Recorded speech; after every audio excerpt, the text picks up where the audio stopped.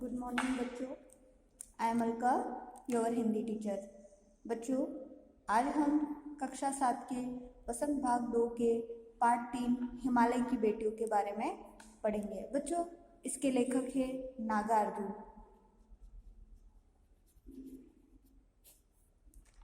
कवि लेखक नागार्जुन ने हिमालय की बेटियों के बारे में बताया।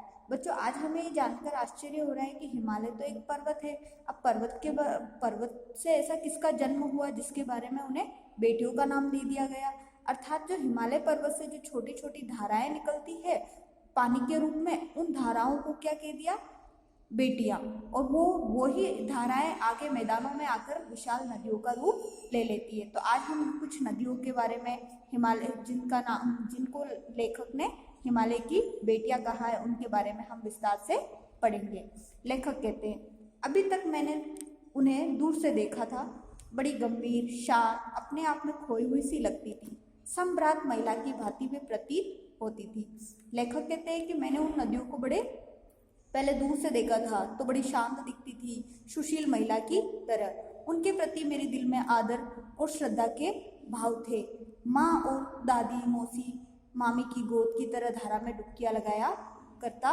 परंतु इस बार जब मैं हिमालय के कंधे पर चढ़ा तो वे कुछ और रूप में सामने थी।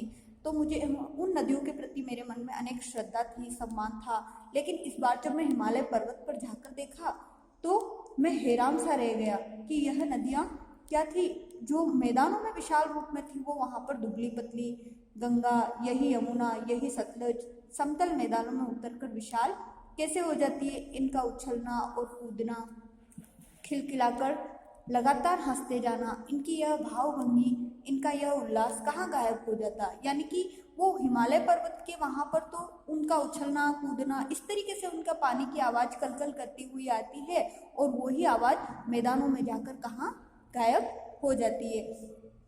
ये लेखक जानकर आश्चर्य होते हैं। किसी लड़की को जब मैं देखता हूँ, किसी कली पर जब मेरा ध्यान अटक जाता है, तब भी इतना कौतूहल और विस्मय नहीं होता जितना कि इन बेटियों की बाल लीला देखकर।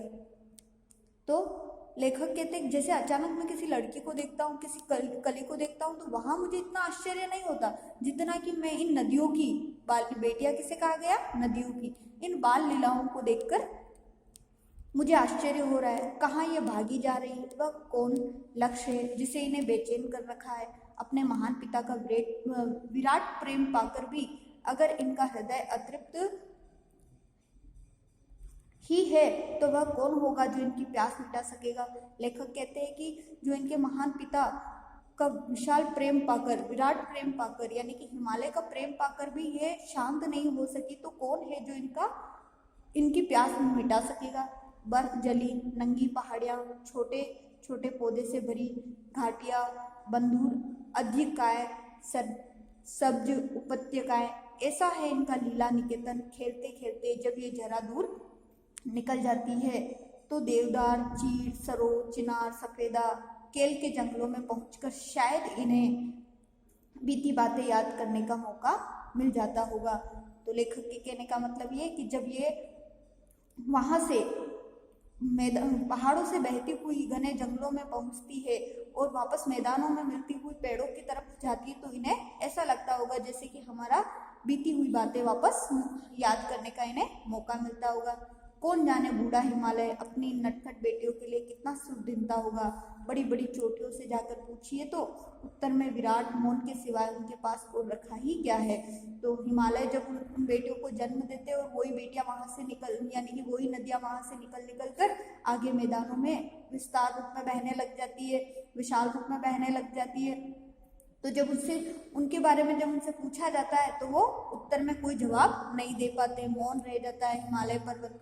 सिंधु और ब्रह्मपुत्र, ये दो ऐसे नाम हैं जिनके नाम सुनते ही रावी, सतलज, व्यास, चिनाव, झेलम, काबुल, कपिशा, गंगा, यमुना, सरयू, गंडक, कोसी आदि हिमालय की छोटी बड़ी सभी बेटियां आंखों के सामने नाचने लगती है।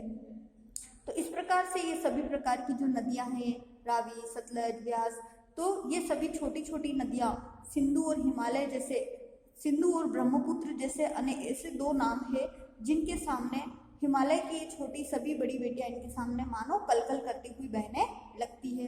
वास्तव में सिंधु और ब्रह्मपुत्र स्वयं कुछ नहीं है।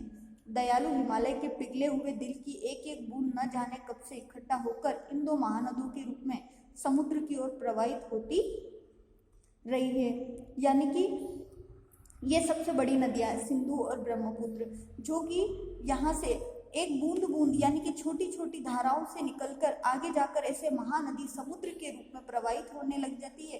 कितना सौभाग्यशाली है वह समुद्र जिसे पर्वतराज हिमालय की इन दो बेटियों का हाथ पकड़ने का श्रेय मिला है। और यही छोटी छोटी नदियां एक विशाल समुद्र के रूप में प्रकट होने लग जाती है, प्रवाहित होने लग जाती है। तो अपने आप को समुद्र को क्या बताया गया? एक सौभाग्यशाली बताया गया है।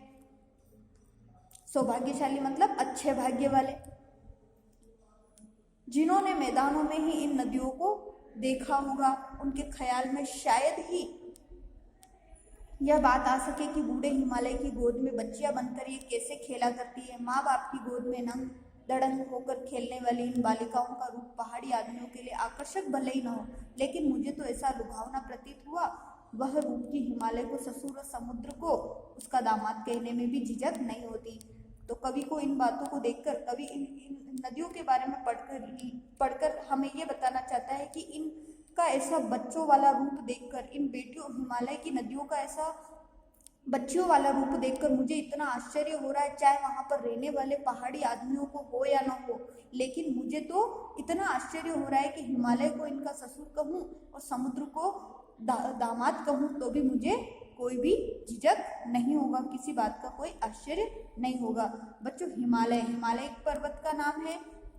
उसी प्रकार से जब किसी व्यक्ति वस्तु स्थान का नाम आ जाता है उसे हम संज्ञा कहते हैं। अब उनका क्या है बच्चों?